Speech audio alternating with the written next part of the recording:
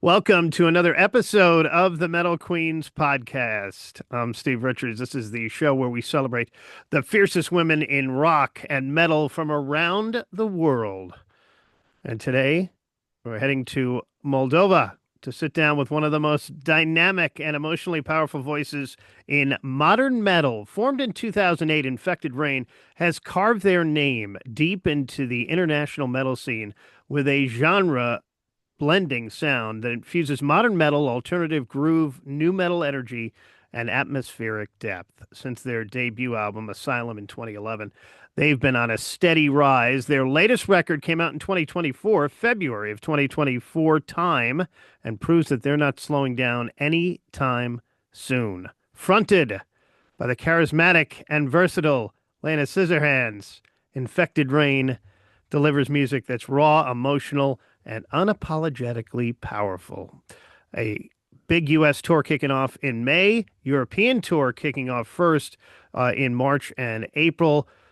I'm happy to have Lena Scissorhands join me here on the Metal Queens podcast. Welcome to the program. Wow, thank you so much for such a beautiful introduction. Well, it's great to Thank have you. you here. You've got, as I mentioned, this U.S. tour coming up, and then first the European dates. What excites you most, Lena, about getting back out on the road?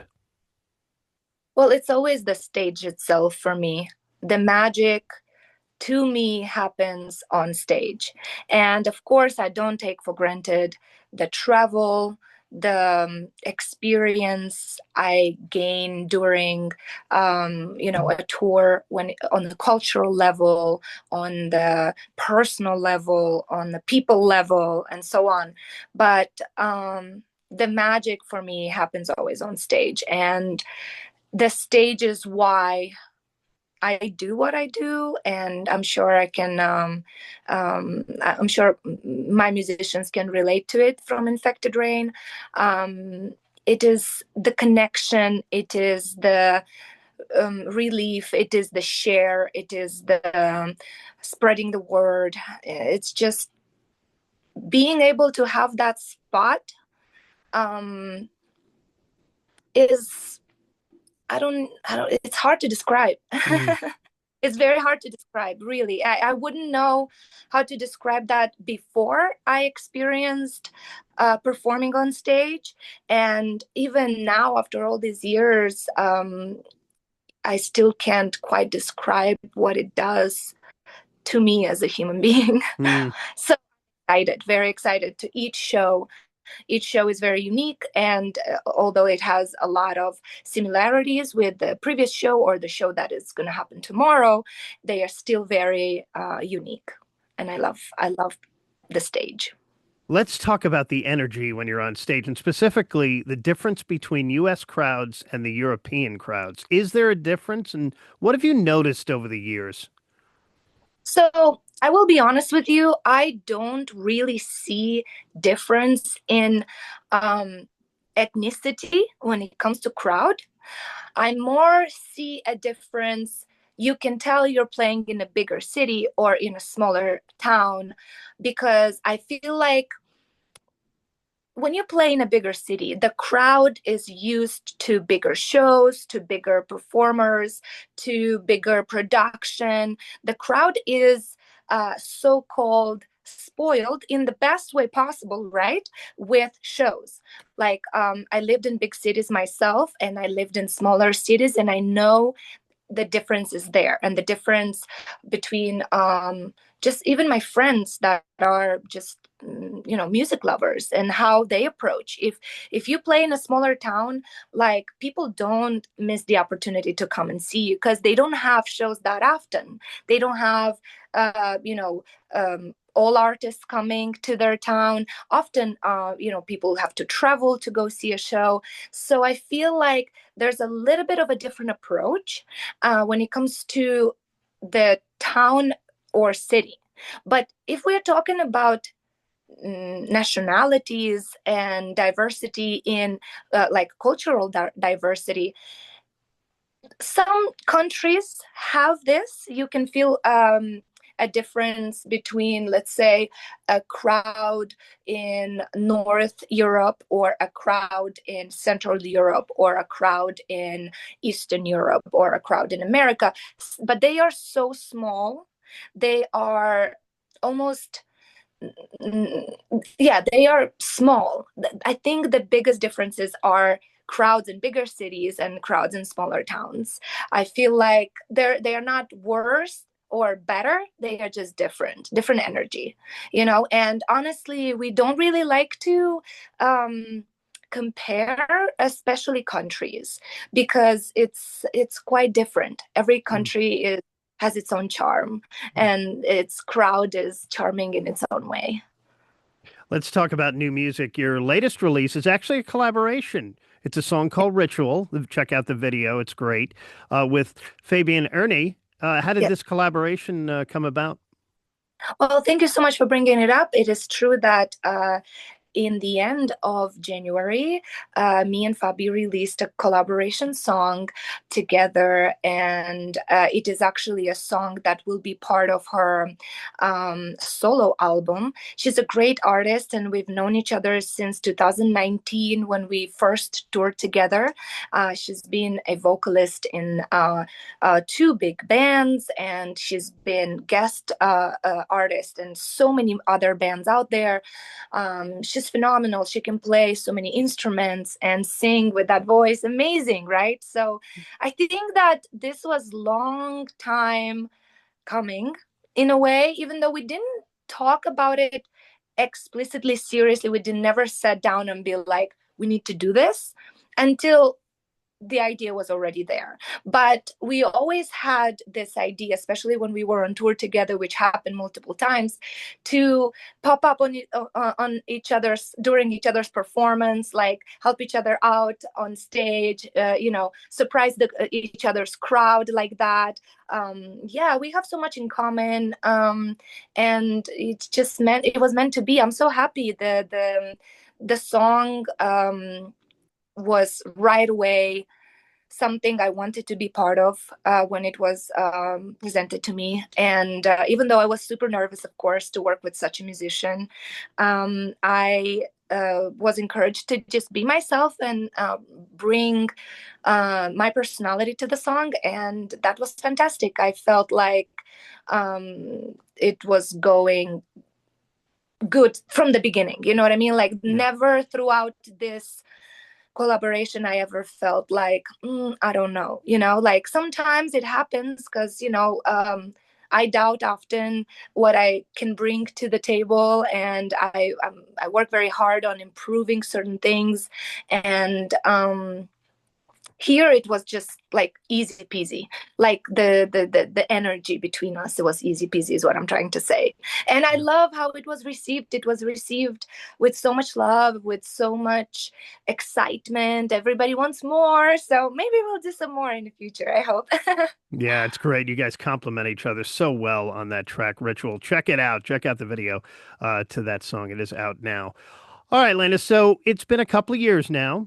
We're recording this here in February. So February of 24 when you released the album Time. So you've had a lot of time now to reflect on it and a lot of feedback, I'm sure, from fans. What does that record represent for you personally now? I'm very glad you brought it up because actually we are celebrating 2 years of the release of Time. For the past couple of days, I've been talking about it online a lot and remembering certain steps that we had to take towards this album. We changed our approach very much for this album back then, and I think it was only for the best. And right now, believe it or not, we are in the middle of composing and putting together a newer album that has no release date yet, but it has a lot of new songs already and a lot of talks with parties that are behind the curtains, parties that fans normally don't see, but parties that are very essential in distribution, in promotion, in representation of the band. And everybody's super excited for what's to come. And I think that it is thanks to Time that we've been taking the approach we're taking now with this newer album. So in a way, Time is like a new vision for what we were going for, not only for sound but also aesthetically. And it was like the first step towards that, and it was just meant to be, because we had, our lineup changed in the band, and the dynamic was completely different than what we knew before with the previous albums. And the approach to art, visually and on the sound level, we changed it just so we can bring to people the Infected Rain that they know, hopefully already because of the previous albums, but in the newer light, with more depth, if that makes sense. And that helped us understand a little bit better that often approaching the same way each album might not be the right way. So now we learned that each album will be approached completely different every single time. And that doesn't mean that the band will now play a completely different genre of metal or of music in general. That doesn't mean that the band will look completely different either, but there are significant changes from album to album. And with time, we learned that a lot. Time is one of my favorite albums so far, but I know that this newer album is becoming my favorite now. So every time with the newer album, I'm falling in love with music in a different way, and I am connecting to music in a different way. And more, I understand how important music is in my life. And I hope that I can bring that to people, together with my musicians and together with the messages that we are trying to pursue, and so on. I want to go way back for a moment, 15 Mhm. years already, back to 2011 and Asylum. How do you feel, and you mentioned lineup changes there, how do you feel Infected Rain has evolved musically to today and the new music that's coming? Well, obviously it's been so many years, and I I can mainly talk about myself as a human being, as a musician, but as a band, I feel like the experience that we've accumulated throughout years of performing those songs, throughout years of listening to those songs, throughout years of, trying to find ourselves in the sound, in the visuals, in what we want to bring to people. It's been a journey, and we are a band that is not afraid to experiment. We are a band that is not afraid to be real, and that helps us a lot, because it opens your eyes to new opportunities, to new available things that you could or should use in your art. Now, if I'm talking about me personally, of course, that's been a gigantic search.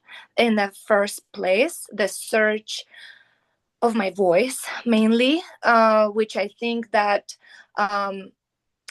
I only had the opportunity to get a grip on my own voice, thanks to the teachers that worked with me thoroughly, specifically Melissa Cross, which has a super personal, unique approach with each musician. And I feel like, besides teaching me how to use my vocal cords, the muscles that emanate sound, she actually taught me how to see myself, how to hear myself, how to be okay with myself and accept myself for who I am, and not ever try to aspire to sound like something I can't be, or something I can't sound like, which it was never really my goal. But when you don't have enough experience and you're very young in the music industry, I feel like mentally often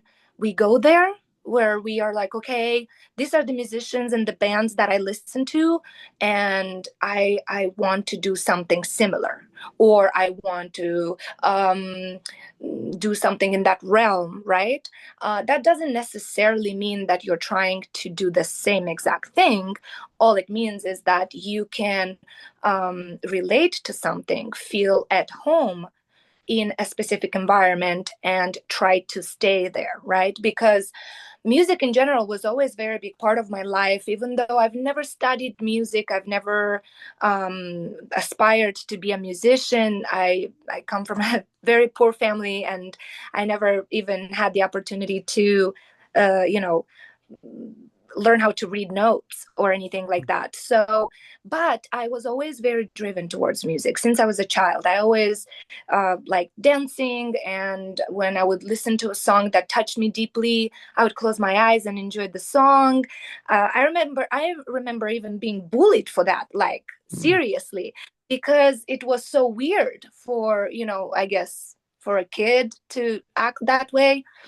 It's very interesting because these images often pop up in my mind, and they were a sign for something that I didn't know at the time. But being surrounded by musicians and feeling so comfortable around musicians, and when I was going to shows and when I was listening to music, that was also a sign. And eventually, when I was asked to sing, I took it super serious. Mm. I took it so serious that after the very first show, which happened in 2008, I know, and I remember very clearly making a promise to myself that if there's anything I can do in this world for myself, no matter how selfish this sounds, is continue doing music until I physically can't anymore. You were hooked. And I You were hooked on it. Yes, I was. This sensation of being able to share with complete strangers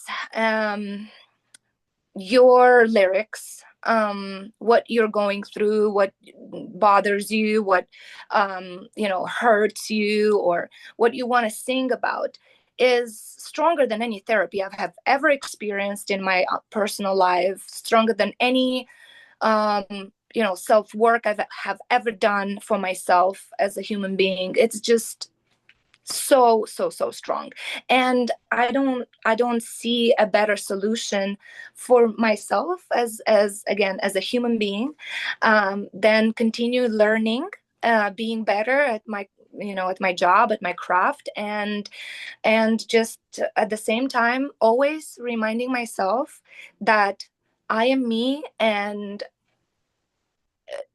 I will give me to Mm. people. I will never try to give what's trendy or what's, um, what what I think people want. If you can relate to Infected Rain, if you can relate to me as an artist, it's fantastic. Then this is your place. Mm. If Lena, not, then I want to touch on your voice for a moment. Your vocal range is just incredible, from a lot of cleans to intense screams. How did you develop that versatility? Was Melissa a big part of that? Melissa was a very big part of it. I started way before I even knew about Melissa's DVDs. At the time, she had two very strong DVDs that were quite viral eventually through YouTube and through, online stores. I'm talking like 2000. I think I found out about Melissa in 2012, or maybe around the time we released the first album. But I started way before, and in a very small Eastern European country that doesn't really get artists like that come to perform, or artists like that to come and share their knowledge. So I did my research for as much as I could. At the time, there was very little available online, but I did personal vocal lessons with teachers in the music academy in Moldova, and the approach was a little bit different, but they taught me the basics, they taught me the singing, they taught me the feeling of music, and I'm very grateful. If it wasn't for my first teacher, I would not even be able to record probably the first album. Mm. I did a lot of experimenting by myself, of course, because again, that's the only way in the beginning. And I've hurt myself a lot in the beginning. It still happens sometimes. It's definitely a very interesting field because you are using your own body, and it matters a lot how you feel when you try singing. So no matter your skills, it still matters a lot how you feel. And Melissa, when I met Melissa in person in 2013, when I first visited United States and I had a trip to New York, I was one of the luckiest people to get in on a very short notice. And since then, I've been using Melissa Cross's techniques and suggestions and advices like it is like my own vocal Bible, Mm. if you want to call it that way. And I'm very grateful because a vocal teacher can teach you a lot, a lot, but only putting enough work and only I don't even know, getting that connection between body and mind eventually would get your own signature in your voice, in my opinion. And I keep telling that to all the aspiring musicians that contact me for advice. I always suggest that they take professional vocal lessons, but it's very important that they don't stop there, because technique in vocals is very important, but only technique is not enough. Yeah. So a lot of hard work, even if you were super talented and born with the gift, a lot of work. Yeah. Sure. All right. So, what's the story behind? You probably get asked this a lot. Scissorhands, that name. Where did it come from? Before becoming a musician, I was a hair and makeup artist for 12 years. I started quite young. This was another big passion of mine since I was a super young child. I've always loved it. And eventually I studied the craft and started working in that field. I did it for some years with Infected Rain when it was possible, and the touring was not as often and not as overlapping with work. But then eventually I had to give up. But I still do a lot of Infected Rain's look, and especially my specific looks for music videos, photo shoots, stuff like that. It's always inspiring to talk to artists who bring both intensity and vulnerability to the stage and to their music, like you, Lena. And Thank that's exactly what Infected Rain represents. Make sure you check out their latest album, Time, all the videos everywhere, and catch them live. The tour is coming if you're in Europe in March and April, and also the U.S. tour starting May 4th through June 6th. And also, you've got a festival date back in Europe Yeah, at the end of July. there's more to come, a lot in talks. So keep an eye out. We are super excited. We are bringing some new music. We are bringing some new equipment and production. That even if you've been to an Infected Rain show, this is going to be completely different. And I'm very proud because in the UK and Europe, we are bringing our friends from Butcher Babies, and it's going to be a very fantastic tour. We will be performing The Realm of Chaos together, which is a song that Heidi did a collaboration for us with us, and people love that song. I love that song. It's amazing. And then with the US, we have a special guest that we will announce very soon. It's been way too long since we've been in the US, so you can expect the same different production, different approach. Even if you've been to our shows, I invite you to experience this because it's going to be different. And if you've never been, yeah, you're in for a treat. Yeah, great. Heidi and Mixie, by the way, from Stitch Up Hard are going to be on this podcast very soon. But Nice. that's right. Butcher Baby's out with you too. So yeah, check them out live. Infectedrain.com is the website, and follow them on social media too. Oh, and of course, check out this new video, Ritual, with Fabian Ernie. and Lena Scissorhands from Infected Brain. Thank you so much for joining me. Thank you. Thank you so much for having me. And thank you for watching and for listening to the Metal Queens podcast. Like it, share it, subscribe to it, write a review. I'm Steve Richards. I'll talk to you again next time.